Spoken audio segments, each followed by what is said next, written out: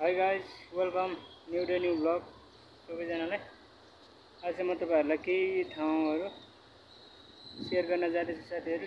So हेरौँ है, आज चाहिँ म त्यही भिडियो बनाउँदैछु साथीहरू। थोरै यहाँको भ्यू सेयर गर्दैछु।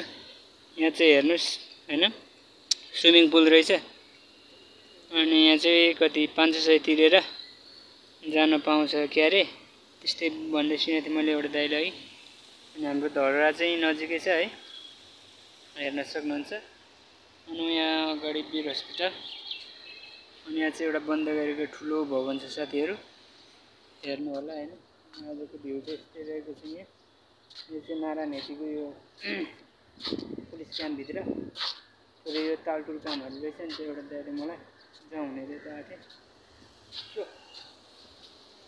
हेर्नु होला साथीहरू, यस्तै छ। यहाँ स्काई टावर पनि नजिकै छ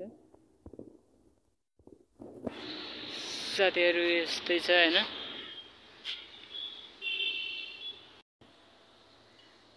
हेर्नु होला, आज चाहिँ हल्का बादल पनि आकाशमा छाइरहेको छ हैन। सो साथीहरू, तपाईँहरूको बिचमा मैले लङ भिडियो बनाउनु चाहिँ अलिकति हैन सकिरहेको छैन। सो त्यसको लागि सरी। भिडियो पुरा हेरेर साथ दिनु होला। यो अगाडितिर पनि एकदमै राम्रो रहेछ हैन। यो बिल्डिङ चाहिँ पुरा बनिरहेको छैन, खै काम पनि भइरहेको छैन कि अहिले त। यस्तै हो नेपालमा हैन, जुन चाहिँ कुराहरू पनि अलिकति राम्रो तरिकाले पुरा नभएकै देख्छौँ हामी धेरै ठाउँहरूमा चाहिँ। सो साथीहरू, रहेछ आज चाहिँ म यही प्लेस तपाईँहरूलाई सेयर गर्नुको लागि सो छोटो भिडियो तपाईँहरूको लागि। Thanks for watch video everyone, bye by.